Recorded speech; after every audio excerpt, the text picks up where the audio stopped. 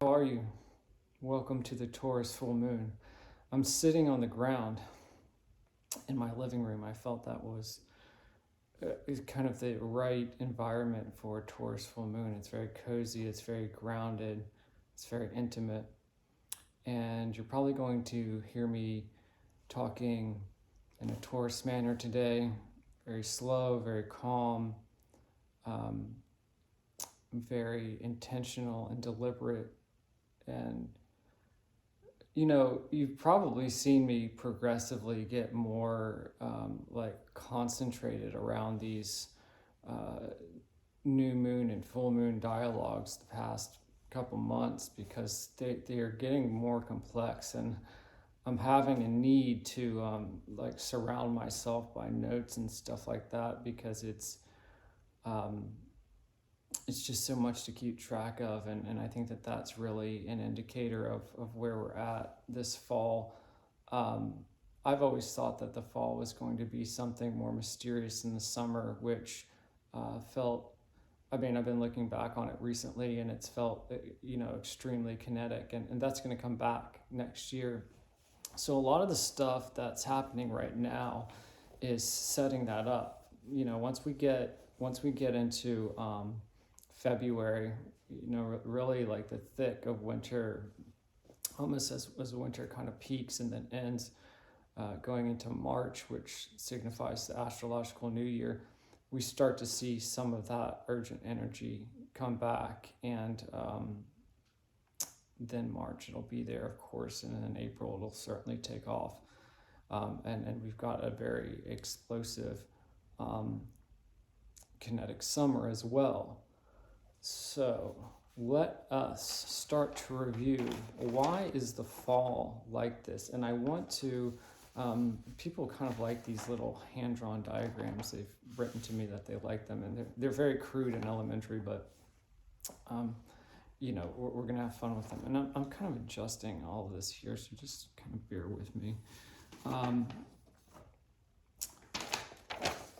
See this 0, 30, right? Because we're talking about a circle here. That's the zodiac. It's a zoo dial. To break down the word zodiac, it's a circle of animals. You got Cancer the crab, Leo the lion, and so forth.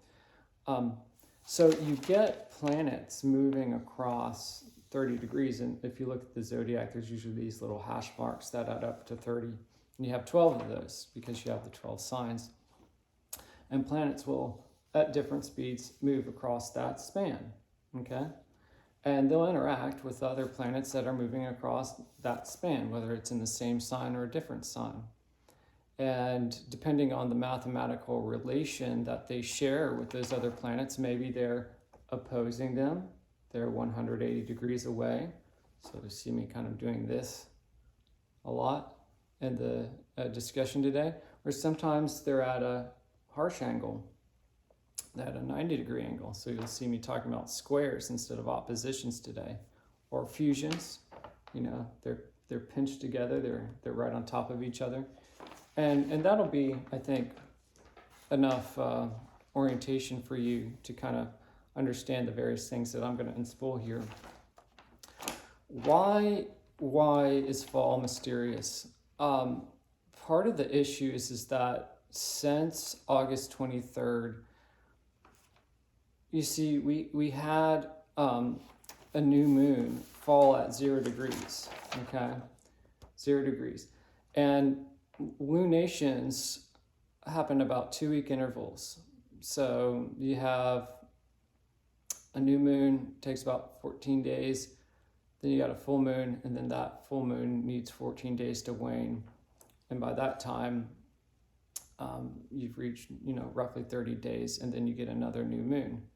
So think about that, and then look at what happens. So we get a new moon at 0 degrees of Virgo on August 23rd, and then we get a full moon about, it would have been September 7th, 6th, 7th, and then, another new moon around the 21st of September.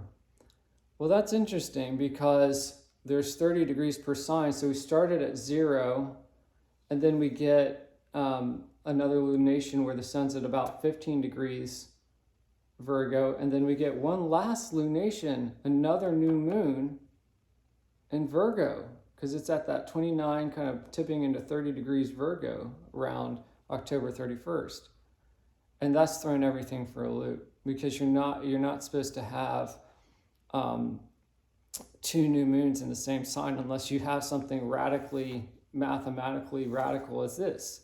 And that is exactly what has happened. That was also eclipse season. So it was like, oh yeah, of course it happens then, like when we're having these major eclipses. And of course everyone knows about some of the terrible news headlines that occurred in September.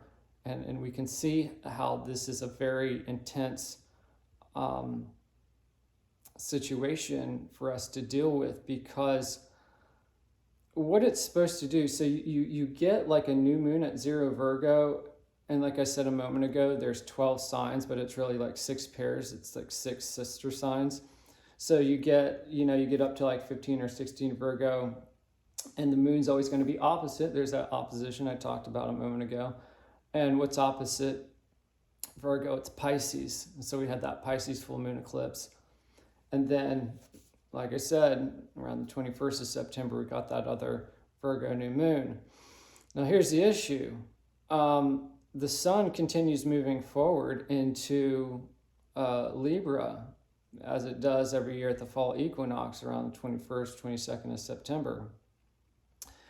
And as it does that, there's no way that the sun can oppose a Pisces moon and and it's a full moon. It doesn't mathematically work like that. That's not the 180 degree relation. The sign that's opposite or 180 degrees away from Libra is Aries. And so we lose that natural narrative stack, right? Because it's like, okay, new moon Virgo, full moon Pisces, new moon Libra, full moon Aries, right? But what we've had is, new moon Virgo, full moon Pisces, new moon Virgo, full moon Aries. What? That was supposed to be a Libra new moon. What's going on here? You see? So what's happened is now we're in this kind of like wonky lunation style where we did have a Libra new moon. We have to have a Libra new moon. We have to have one. But it happened after the Aries full moon. It's supposed to precede it. It's supposed to, because the sun is the dominant energy. The sun is always setting up the new moon that says, hey, this is Libra season. I'm waiting on the Aries full moon to attend on me, kind of like, like a messenger, because the full moon bathes in my light and kind of helps us see to illuminate the Libra story that I set forth in the new moon, as I do every year. It's kind of what the sun's saying. But it's not happening because of that reason that I'm explaining here. And so what that means is, because we're getting the outcome before we get the game plan, because that's what a new moon is. It's like the game plan. And then the full moon's, again, like I was saying, the outcome, kind of like the full moon bathes in the light of the sun. He has kind of like the next 30 days on reserve. That's the masculine constancy of the sun. Hey, next 30 days, I'm in Libra. I'm going to have a Libra new moon, and then that Aries full moon is that feminine energy is going to kind of come in and balance my masculine energy and reveal, what I'm really trying to teach you. Because that full moon's coming first and then the new moon later, we're having realization and then game plan. And that's really wonky. That doesn't really work for our kind of logical Western consciousness, where we want game plan and then beginning, climax, resolution kind of narrative style. And so what's happening is like, the way that I perceive it is like events happen. It's just this like cluster of like stuff happening, and then you have to kind of wait for the new moon to be like, oh, what was that about? Versus getting the new moon first, and then the full moon is like, okay, I'm planting my seed. This is kind of where we're going this month, and let's see if it sticks. Let's see if my intention kind of sticks.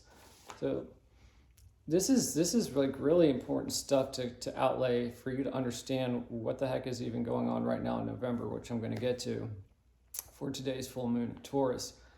Okay, so on August 23rd, we have that, I even called it like a pre-eclipse, because it wasn't technically an eclipse like the next two lunations, but it might as well have been. And so Uranus went into Gemini, which is another mutable informational sign like Virgo. It's at a 90-degree angle. Doing all this like sign language for this talk today. And so it immediately squared Uranus. A nice mathematical 0 to 0, 90-degree square. And that's interesting because Uranus going into Gemini for the first time since World War II is massive. Most of us watching this were not alive during that time. And that's a fast, disruptive Aquarian planet in a sign that deals with the basic building blocks of everyday reality. And so it's catalyzing a new type of identity for people that's putting stress on our communication platforms, which at this point might as well be kind of dinosaurs compared to what Uranus and Gemini wants to do. And I'll talk about a little bit later on in this video how new forms of jazz came out in the 40s when Uranus entered last time around World War II and made a lot of the old kind of swing orchestral music feel like a dinosaur. Like it just couldn't keep pace with the vibrant spontaneity that was coming out of people's identity then.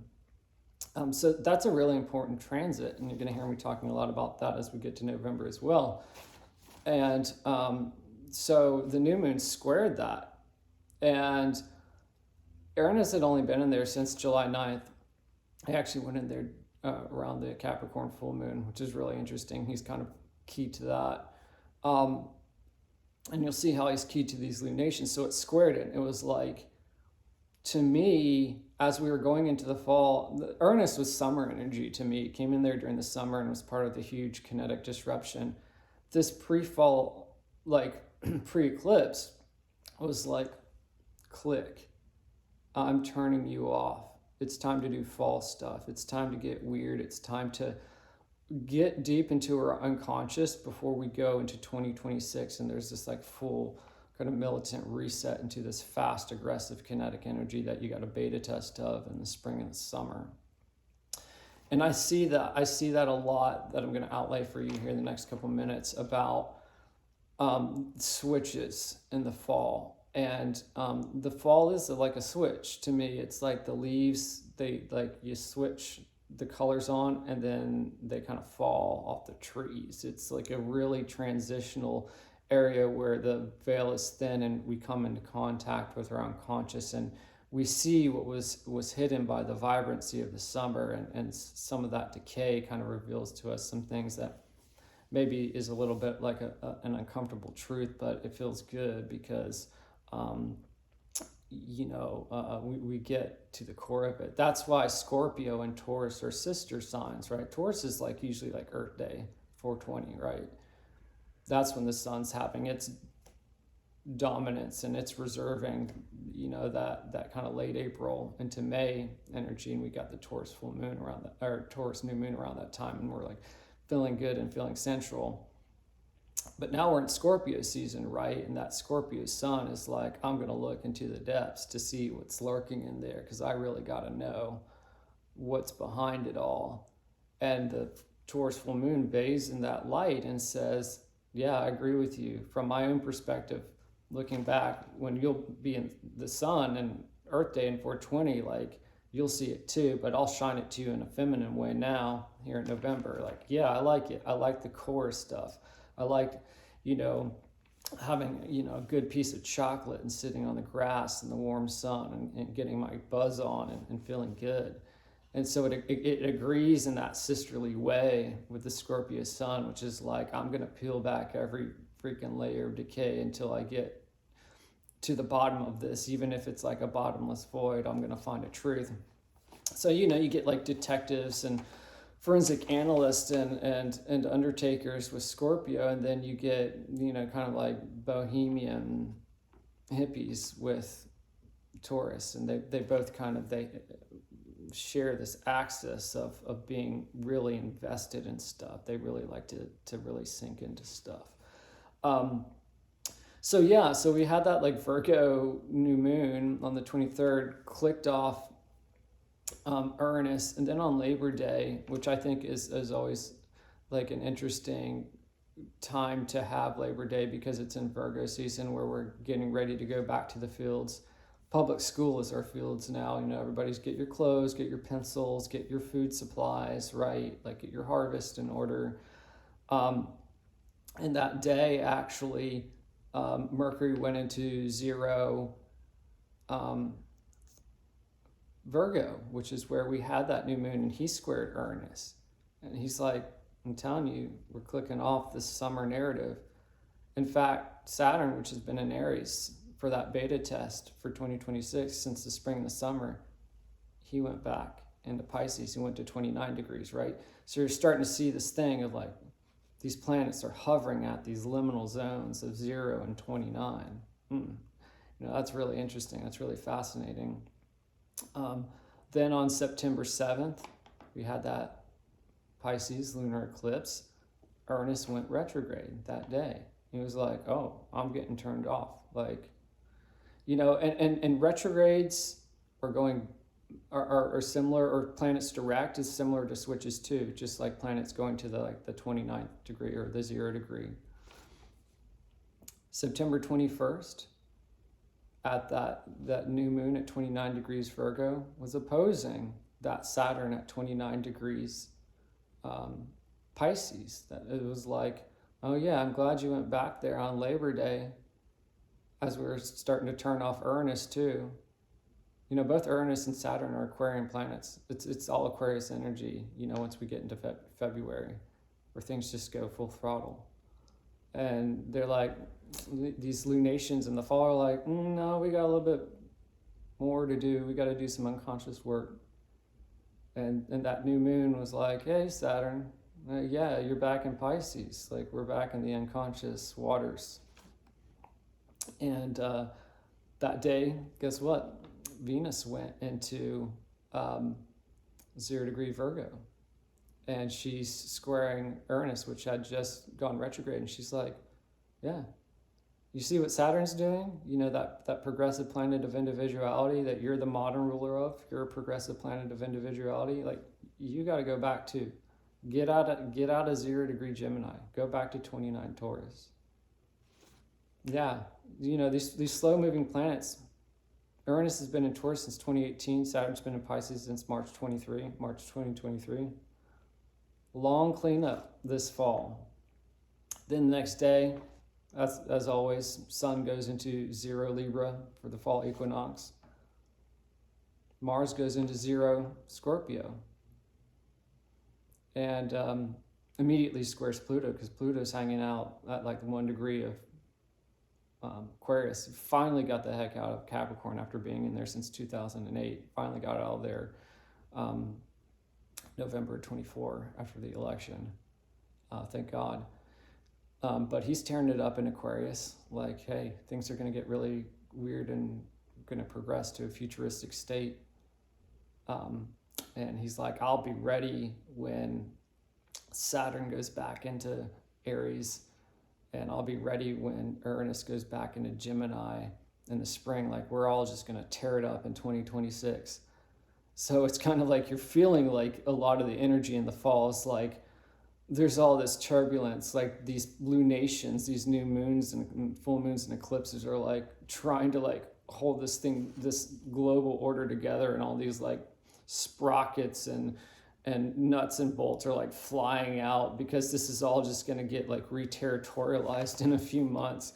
And they're like, wait, we've got to like look at some unconscious truths. We got to get like people's identities in order before this thing just like unrolls completely. So then on October 7th, we have that Aries full moon.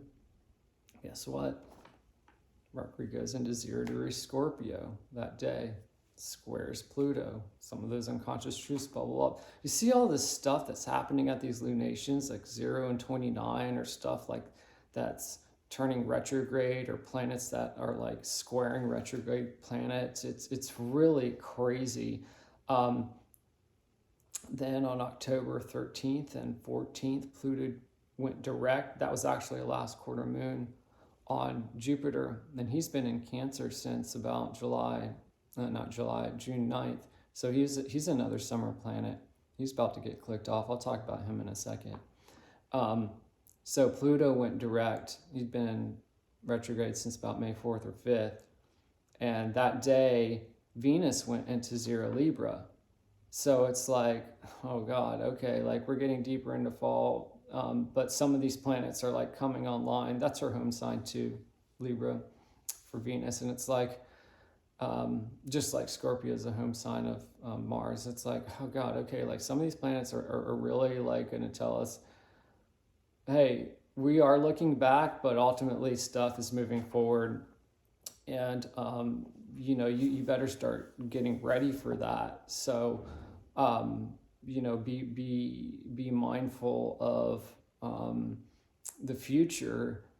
It's not like we're going back to the past and just staying there. Like there's a lot of past stuff happening. There's a lot of switches taking us back to the past. But once we got around October 13th or 14th and we got that Pluto direct, they're like, we're going back to the past for a reason. We're going back to the past to settle some stuff because we're going way forward as soon as we get into 2026. Then October 21st, that new moon in Libra, Mercury went into shadow grade that day, started slowing down. I mean, you really just can't make this stuff up. The next day, as Sun typically does every year around the 22nd of October, goes into 0 Scorpio, again, immediately squared that Pluto, where it's like, oh yeah, like get ready. Remember that as we clean up stuff this fall, 2026 is coming, and I'm hanging out here at these early degrees of Aquarius to make sure that happens. And then Neptune went retrograde. Well, it was already retrograded back into 29 Pisces. He's joining Saturn there now. He and Saturn had gone into 0° Aries and done that 2026 beta test in the spring and summer. And now he's back there. So that was a little bit like, God, dang, like I thought Pluto was like, go forward. And Pluto's like, yeah, go forward. But remember, the fall is about the cleanup. And like, we got to do all this stuff with like Saturn and Neptune at the end of Oceanic Pisces before they go back to the desert of Aries. Aries is the desert. That's why it's the 0 point is always the spring equinox and it's astrological new year. It's like, you got to survive. You had all the like the ice and the water from Pisces season in March. I'm talking at least from the sun's perspective when he moves there. It's the desert now. There ain't no water anywhere. I hope you can find like some kind of like I don't know, like some kind of like beetle or something to like munch on, because there's not much out here. Aries it can be really brutal and survivalist in that way. That's why it's a very violent sign. The desert is kind of like a violent place. So,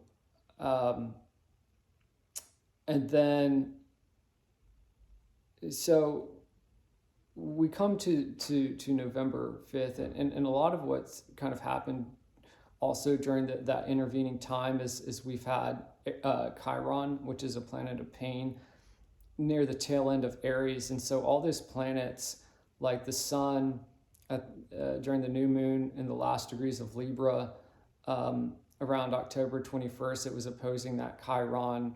The weekend of October 3rd or 4th, we had Mercury doing it. Remember, I talked about him going into 0 Scorpio for that October 7th full moon. God, Venus is opposing it now for her, for this Taurus full moon. Because then on Friday, Thursday, Friday of this week, she pops into 0 Scorpio and immediately squares Pluto. And she's like, oh yeah, it's on. I'm going down into these Scorpio depths too. We haven't had that before. We haven't had the Sun and Venus in Scorpio with Pluto and Aquarius in our lifetimes. So that Pluto and Aquarius is like, get ready for the future. And the Sun and Venus in Scorpio are like, oh my God, like, look at all this taboo corruption like we have to face personally and collectively. Like, this is, I wouldn't say like maybe like personal corruption, but maybe just like maybe some uncomfortable truths or something like that. Some past regrets or pains or stories around that. And so it's like, oh man, this fall is getting so deep. You might be like, okay, now I'm kind of ready for the future. I wasn't too keen on it, but now like this fall is like so mysterious and so deep, and all these things like keep clicking at these liminal zones of 0 or 29, and I feel like I'm on some liminal zone. I feel like I'm on the edge of a cliff about to fall over into the abyss. Like, okay, yeah, 2026 is going to be nuts, but maybe I'm ready for like that new territory in that desert. And then, so we have this Taurus full moon, right? And a couple of days later, Mercury's going to go retrograde on the 9th, and Jupiter's going to go retrograde on the 11th.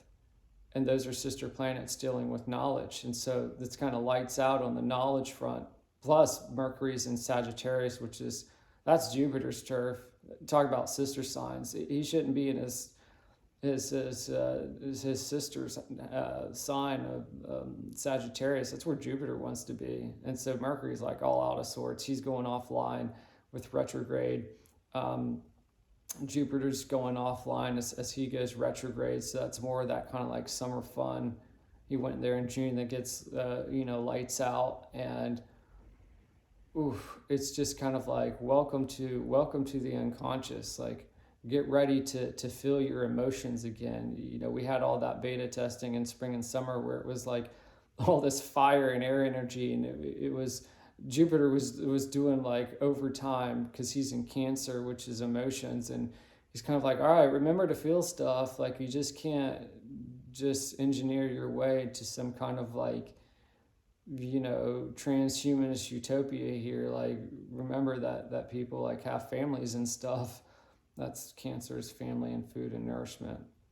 So he's kind of like, well, let's keep it together, guys. Like, let's not just blast our way into some kind of like futuristic consciousness before we all do something we regret. But I do think that Jupiter going retrograde will be beneficial, and I'll talk about that in a little bit. But yeah, the fact that Uranus is going back into the end degree of Taurus, right during it's key to all these lunations, right during this full moon is very interesting because, like I said, he's been in Taurus since 2018. Chiron, the planet of pain, has been in Aries, which is a masculine sign of taking action, has been in there since 2018. About the fall of 2018, which was also the time, I talked about Venus going to Scorpio this November. November 2018, Venus was in Scorpio going retrograde, taking us really down into the deep dark. And actually next in 2026, October, November, she's going to be retrograde again.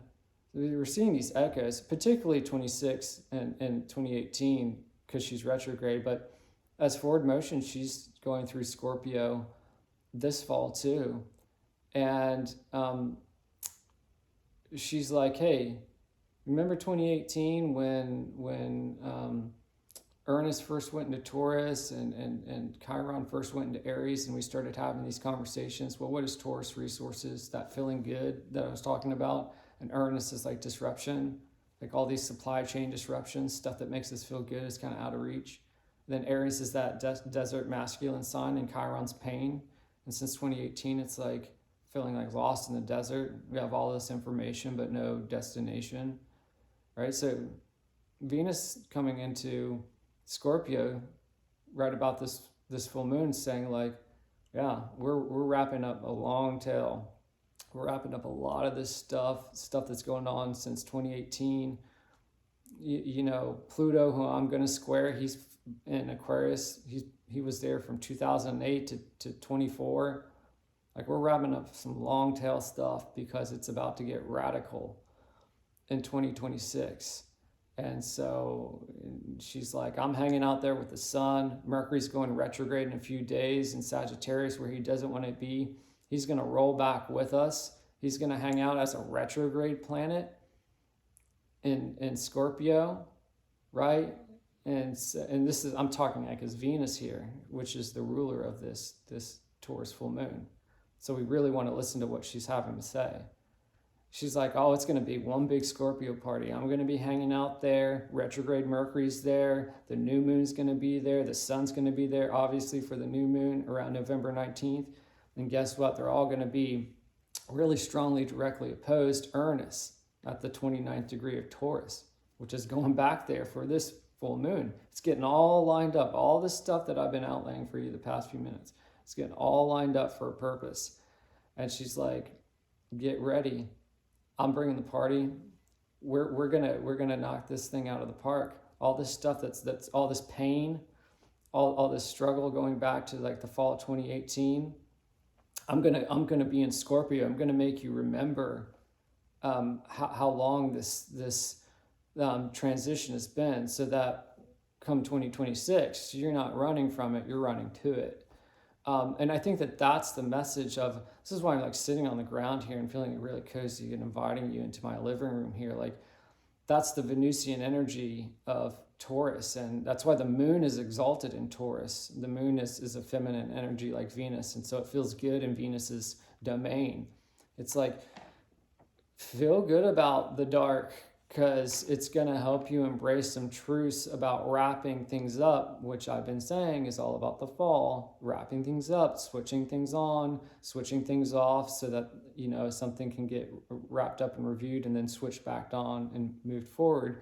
Like, feel good about this stuff so that you can, Taurus wants to embrace. I'm like sitting here around, like, I've got like a pillow behind me. I'm like sitting here on my couch, right? It's just like, get cozy with it. Get cozy with the deep dark, so that you start running towards the future instead of running away from it into this past.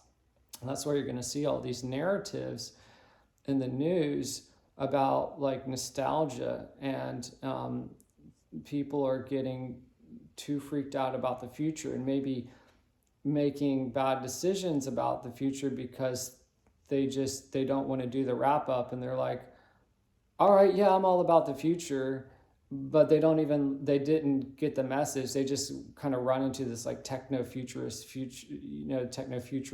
utopia, where it's like, well, that's going to probably bite you. That doesn't feel very humanistic to me. Maybe you didn't have to panic and get so ridden with anxiety, and you could have gone to the future and yeah, it'd be like futuristic and progressive, but you know, you kind of bit yourself in the ass here, just being like, oh, I don't want to look at the past. Yeah, I'm all about like 2026 and this kind of like reset moment. Let's go. And then it's like, ooh, what are you running into? Like, this isn't very conscious. This isn't very designed. Because the North Node is still in Pisces, hanging out with Saturn and Neptune. And those are brutal planets. And they're like, and Neptune rules Pisces, so that North Node in Pisces wants us to spiritualize stuff rather than the South Node in Virgo, which wants us to logic stuff out. And Saturn and Neptune is the delusion or the positive fantasy, and Saturn is the enforcer. So it's like, all right, like, is the reset that you're running towards coming from like a destructive delusion, or is it coming from this like sublime fantasy of, you have a dream, you have an ideal, but you're going to make it real. You're not just going to kind of be like, well, let's just throw all these resources at something that's really pie in the sky and just like hope it works. Because I can't sit still enough. I can't be Taurus enough. I can't be like sensual enough to just really sit with the energy and understand, okay, I want to keep this. Taurus is the stuff that we like. Like, I want to keep this couch. I want to keep this pillow. I want to keep, my typewriter back there. But, I maybe some of this paper, after I'm done using it for this, I'll just recycle it or shred it or something like that. That doesn't have to stay around. So, it's asking us to like really take stock. That's why Taurus is so sensual. It's about taste and chocolate and silk and stuff like that, and good music and all. Again, Earth Day, 420, feeling good. Because it wants you to feel gratitude. It wants you to feel grateful. And I think with Venus, the ruler, moving into Scorpio and 0 degrees and squaring that Pluto, that progressive Pluto, it's kind of like, well, feel grateful for the chance to go through this wrap up this fall, and then just like trampoline or slingshot or like springboard right into, because once January rolls around, really, and certainly February, my gosh, it's go time. And I think that the way the Scorpio new moon on the 19th will be stacked on this with it opposing Uranus is just going to be like, do you get it? Like, do you understand now that this is a kind of like a goodbye to ways that you've been conducting your reality and your identity? Like, get ready for more of a patchwork identity where things aren't so uniform, and you just, all this old supply chain of meaning ways of going about things, where you go to Stanford and then you get a job at McKinsey, and then that means you live in this kind of zip code and you marry this person from this socioeconomic background, and you have brunch at this place, and this is supposed to be your favorite coffee drink, and you listen to this band because Spotify recommends it. Like, that's the dinosaur that's getting disrupted. Ernest is going to go back into Gemini in spring. Saturn and Neptune are going to go back into 0 degrees Aries by Valentine's Day. Pluto's going to be tearing it up. He's going to reach 5 degrees of Aquarius, which we've never seen in our lifetimes, by spring. Those old ways, those old big tent ways, and I talked about that in my last video, how, MTV is falling apart. We don't have this like Kurt Cobain alternative hero anymore, just like we don't have a mainstream hero. That big tent dialogue where we could even agree to disagree is fading. We don't have these parallel conversations anymore of like, this is the subculture and this is the mainstream. This is Team Red and this is Team Blue. It's all fading away and creating this opportunity for a patchwork identity of multiple subcultures, multiple micro tribes that are neither alternative nor mainstream, but create this kind of creative friction and a re-territorialization, because everything has just been glassed, right? It's just been, Pluto is literally radioactivity. It went through Capricorn, which is about civil society, and blasted it. And now it's in Aquarius, which is about tribalism. And it's like, oh yeah, you just did the same thing and expected the same thing from everybody, that Capricorn rigidity, growing up, where everybody just kind of like trick-or-treated at Halloween, and we woke up the next day and the world moved on, and everything was like coordinated and synchronized, and people talked about the Seinfeld episode at the water cooler, and you were talking about maybe going to see this movie at the movie theater, right? That kind of big tent society where things felt really stable and a cohesive conversation, even if you're like, no, that mainstream stuff, I don't even own a TV, I don't go to the movies, I just listen to, you know, Nirvana or Dinosaur Jr. or whatever, or I've got this kind of like off label that I listen to, you know, I go to the mall and talk about Equal Vision Records with the mall punks or something like that, you know, whatever. But it was a collective conversation that we had, and that's all just going away. And I think when we look at 2026 as a reset year and the nostalgia that's budding in the fall, it's like people will want to be like, well, I'll take some version of that, even if it's fake.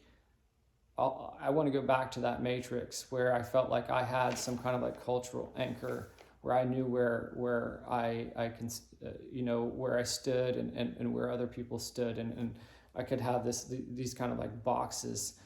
And this is what I talked about in my recent newsletters, is like these kind of smooth glass lands that will allow, since everything's going to be very fast, right, in 2026, and that's how it was for the beta test in the spring and the summer. Like, for things to move fast, think about like tornadoes in the Midwest, right? Like, why do tornadoes happen there? Because you have these open plains where stuff can move at high velocities, right? And that's how, you know, symbols are the new capital, right? And they're moving at these high velocities to manipulate mass markets of consciousness. Like, this is like a propagandist dream. And this is how things are mobilized for support or for, you know, organization of war, because Aries is about war. And media images are also getting more violent. You know, we're seeing a lot of like violent news.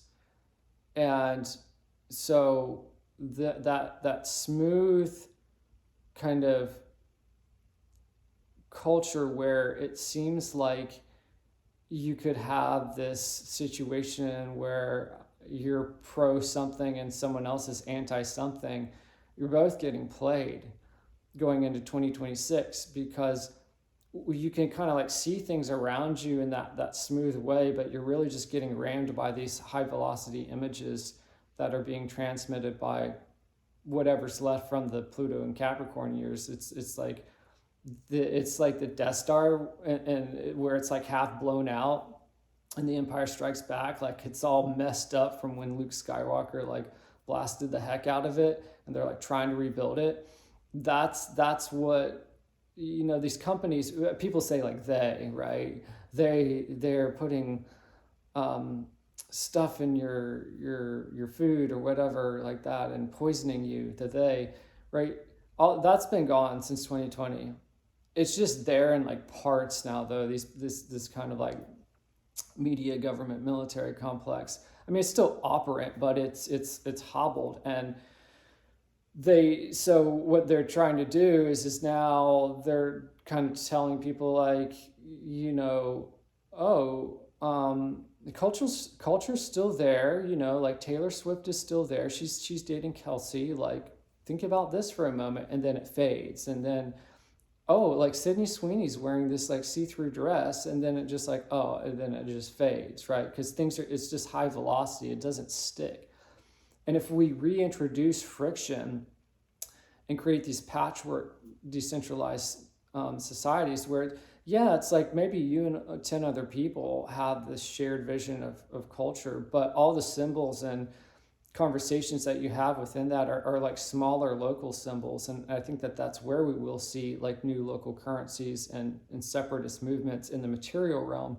But speaking spiritually, it's like, you know, in that little micro tribe, you're not really worried about Sydney Sweeney or Travis Kelce or Taylor Swift or Barbie and Oppenheimer. Like, you're not getting caught up in these high velocity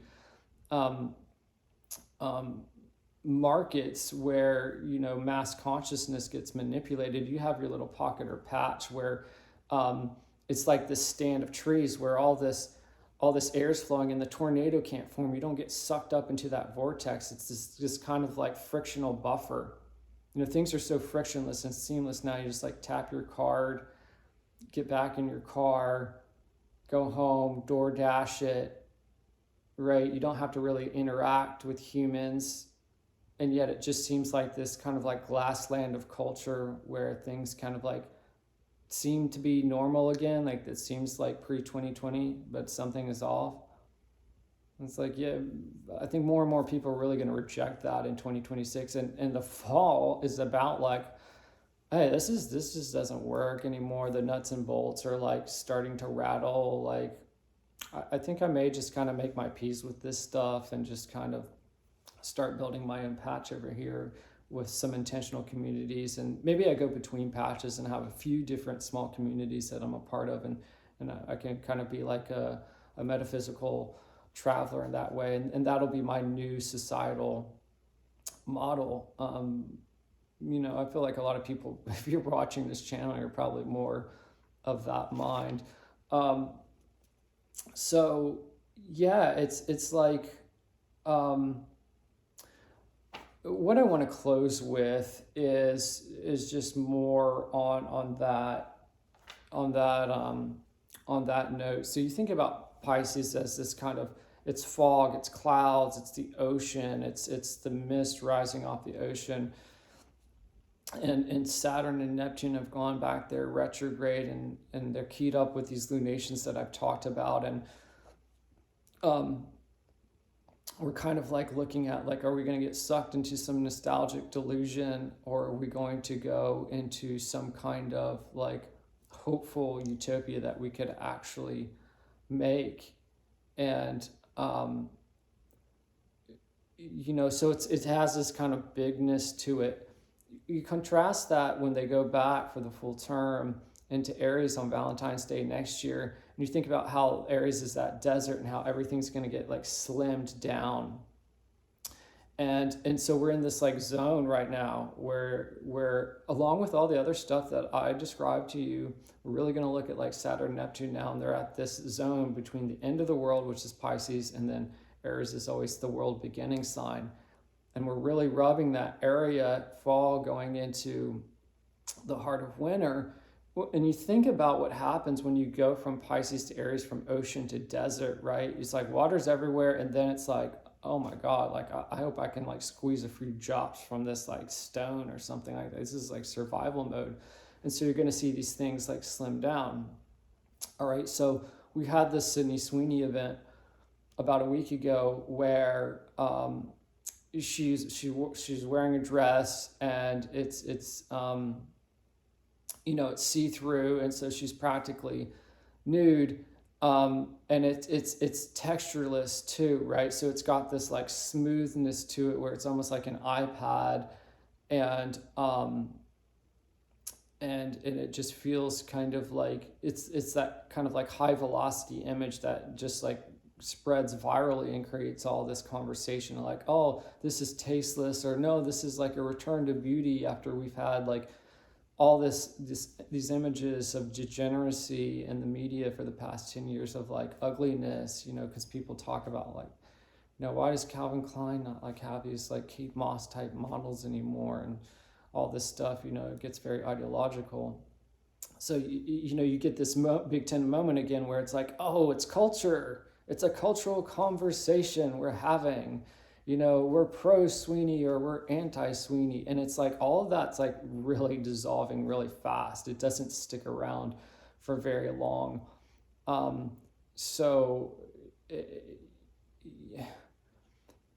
When you look at an event like that, you see how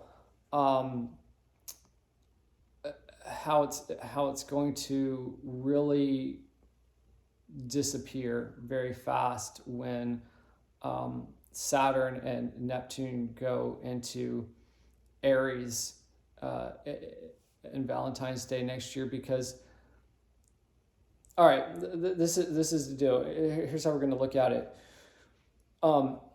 what Cancer is a crab, okay? It's sometimes referred to as a lobster, and that's where Jupiter is, and he's going retrograde here in a few days, and he's going to kind of click off that energy. And Cancer relates to the breasts and the breastbone, and you think about that, like if you look at the sternum, right? You've got the breastbone, and then you've got these ancillary bones right here, and it kind of looks like a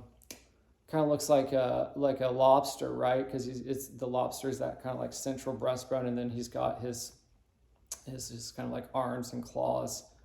But even the crab is like that as well. It's kind of got that hard exterior, because that's why we say that Cancers are softies, because that's what it's doing, is like the breastbone and the sternum is protecting the soft organs inside. Conor McGregor's a Cancer sun, so they have this kind of like defensive quality, because they're protecting something that's soft inside, and it's a water sign, so it's this billowy energy.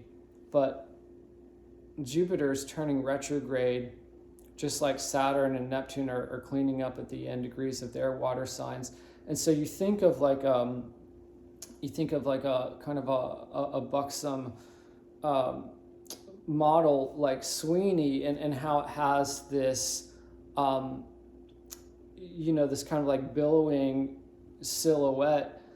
And then you think about Aries, which is a very military associated sign, and you can see how once Saturn and Neptune go into Aries in the spring, we'll probably see models and fashion that is very athletic, right? Or they're in military garb, like military jackets, or like combat boots, or desert boots, or something like that.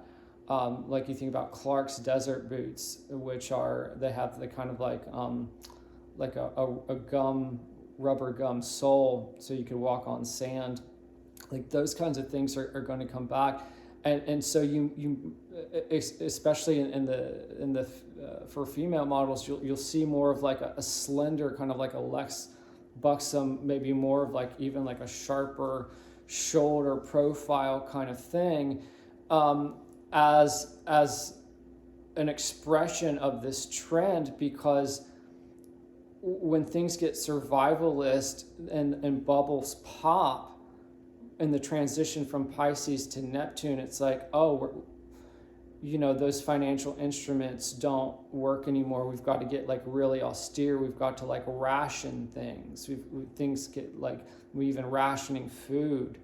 Not saying that will happen literally, but these are the memes that are moving through consciousness, and so you see that this is kind of like this last hurrah for this kind of billowing energy, where people just kind of sink into it like a fantasy, as if she's like this Marilyn Monroe character. And I think you're really going to see this Spartan whiplash in the spring, as people kind of like come out of this like delusional Piscean ocean of like, well, I don't really know what's happening, and maybe it'll just all work itself out. It's like, no, you've got to take direction. You've got to be conscious. You've got to have agency. You've got to like, get information, because it's war now.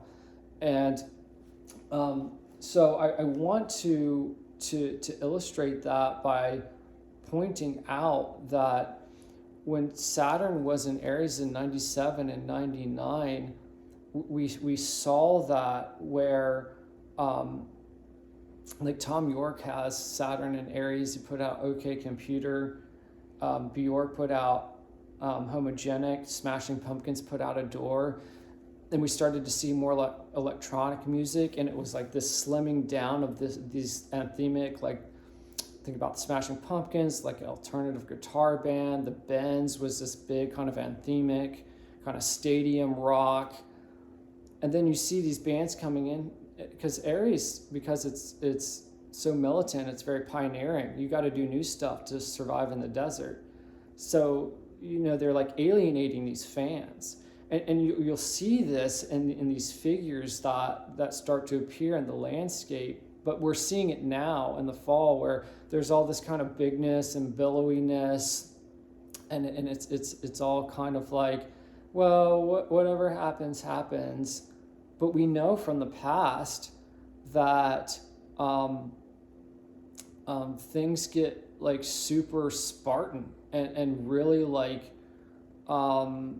severe in a way where it feels like the things that aren't there, because the Sweeney thing is like this suggestion of nudity, right? So it doesn't feel like, oh, it's wartime ration and we're all just like eating sardines out of the cabinet until the bombs stop dropping. It's kind of like, oh, it's like this suggestion of nudity. It doesn't have this like feeling of like lack and survivalism like Aries. But that Spartanism that's going to come back is going to flip that conversation, okay? And it is going to feel like, especially because Neptune is our private fantasies and Saturn is public recognition, we're going to see people's like private Spartan fantasies get put on display. And so you have this kind of like cold Spartan electronic signatures get built into the kind of like the billowy kind of buxom energy that we had associated with the Smashing Pumpkins and Radiohead. It got really sharp. At the 1998 MTV Music Awards, Marilyn Manson was dating Rose McGowan, an actress. You might know her from a cult classic called Jawbreaker. She was wearing chainmail and like a cheetah print thong, talking about like desert animals. And so it was similar to Sweeney, where it was this nudity, but it wasn't a suggestion of nudity. It was like this militant, like there's nothing there because there's just like nothing to go around. Like you have your wits in the desert and that's it. You don't like have all this like billowing ocean and these like kind of like sheer gowns and this. It was like for an event for Variety, all of this kind of like fanfare. And so it was like, what's on display is my my insistence on being like militant and acknowledging that this is like a bare knuckle world. And so when Saturn returns to Aries for the full term in spring or Valentine's Day in 26, we'll see that. And it won't be the suggestive nudity of Sweeney. It'll be more of the blatant Spartan nudity of Rose McGowan and similar music trends where it's very kind of like sharp energy. And other thing that happened in 98 was that Gap put out its khaki ad, right? And khaki is associated with the British military's uniform when it was in India. Khaki seems like a business casual thing, but it's a military cloth compared to the where you get in rank and file and you do as you're told, right? Versus what is denim, which is like the cowboy and the rugged individualism, right? Where you can just do whatever and it's kind of baggy and billowy, and that rigid uniform, people go to war because it's necessary, it's survival. And so that last time Saturn was in Aries, we get that Gap khaki ad, and people are dancing in synchronization, like a military. It was a swing dance revival, and that kind of like relaxed, the relaxed Sweeney kind of the billowing gown kind of thing, that kind of relaxed denim. And it was interesting because she did that denim ad with American Eagle. Also this year, just got tightened right up. We're going to wear khaki. We're going to do things in synchronization, right? But it's kind of like this kind of false synchronization, like where you're doing it because you got to go to war, not because it's fun, not because you get to talk about, you know, the latest episode of Friends at the water cooler. So it's, you know, it's very regimented, right? So we're going to see that, and it's all being future paced now. Another thing that I want to mention is that so Zoot Suit Riot was also part of the swing revival that came out. It was a Brian Seltzer orchestra. Also, another pioneering thing, by the way, is Bullet Time for that commercial on Gap. I think Michel Gondry used it in a Smirnoff ad, technically, before that. He did Eternal Sunshine of the Spotless Mind. But, you know, we all seen The Matrix. That's why it's called Bullet Time, where, like, Neo is like, oh, I'm dodging all the bullets. It was a very pioneering way of videography at that time. So, again, we saw that in that commercial, like things are getting new. Like we've got to like take action. Like things are really Spartan now. So we saw that as well. As part of the, so that was Brian Seltzer Orchestra that was playing during that commercial. Zoot Suit Riot by the Cherry Poppin' Daddies came out in '97, October '97. As part of that swing resurgence. And Zoot Suit Riot was about this Mexican-American counterculture where they were wearing the big suits, you know, out west. And they got beat up by military, there's that key word again, military personnel, because it was considered unpatriotic, right? Because you're using too much cloth, we have to ration. We can't have this billowing cloth. We have to like slim things down. And so their expression was violently combated with, literally from military people, literally for reasons that it was considered unpatriotic. And you're going to see that. You're going to see that in the fashion. You're going to see that in the war rhetoric. And it's starting now where things are this like kind of billowing, and then it's going to get like sharpened down. So, you know, one thing that is interesting to me is that, you know, Uranus was in Gemini during those Zoot Suit riots originally.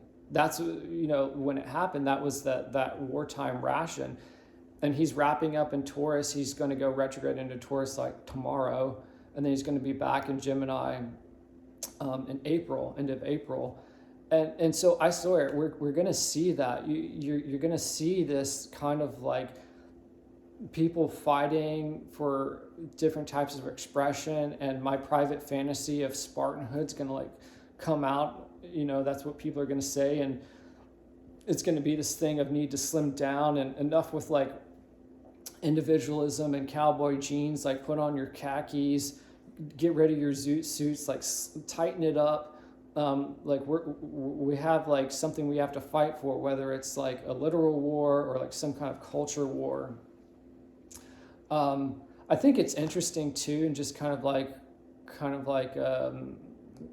you know, kind of like a mind flip here is that the you know, that kind of like swing orchestral music that came last time that Saturn was in Aries, that wasn't considered cool when the Zoot Suit riots were going on, like when Uranus was in Gemini. It was bebop, right? It was the spontaneous, fast, innovative energy.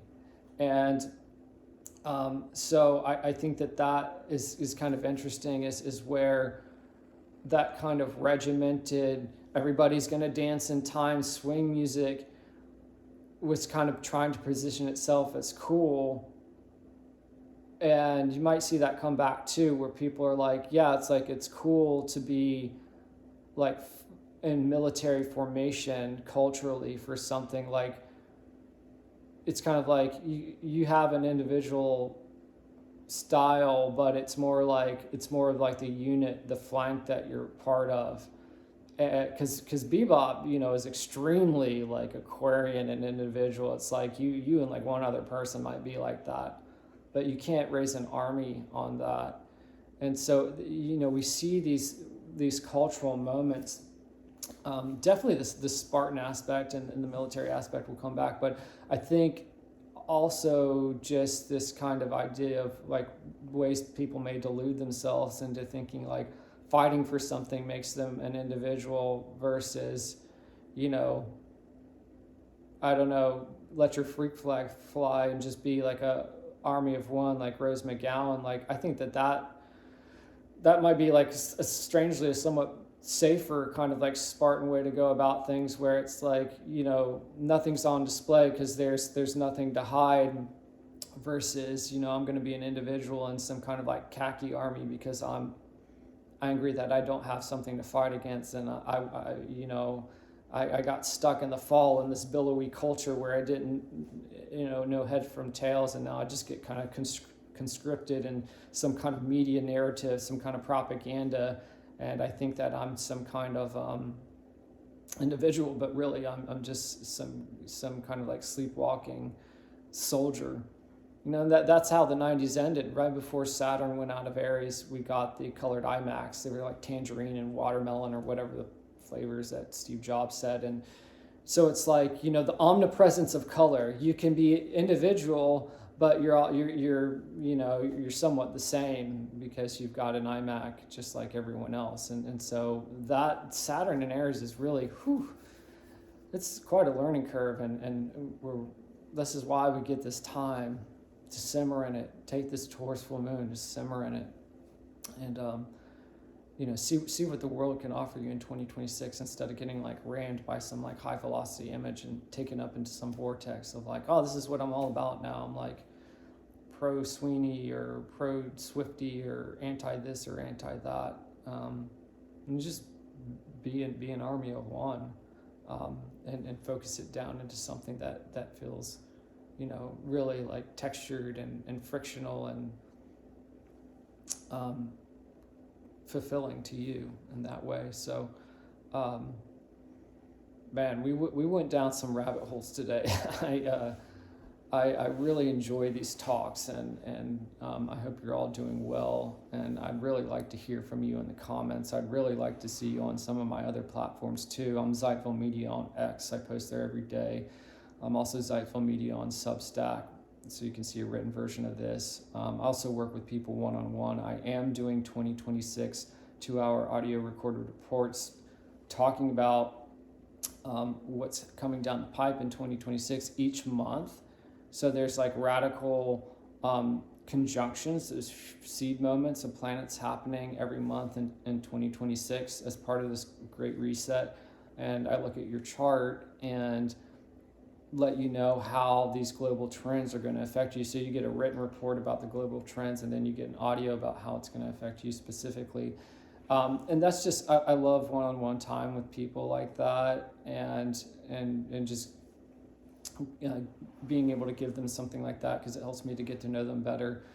So yeah, I really want to hear from you guys. I really want, we really need to be conversing with each other and building a community and talking about this kind of stuff, because it can seem kind of murky right now, but once we get into next year, we really need to be, leaning on each other and helping each other out, because it's up to us to create things in the desert that's coming. So yeah, thank you for being here.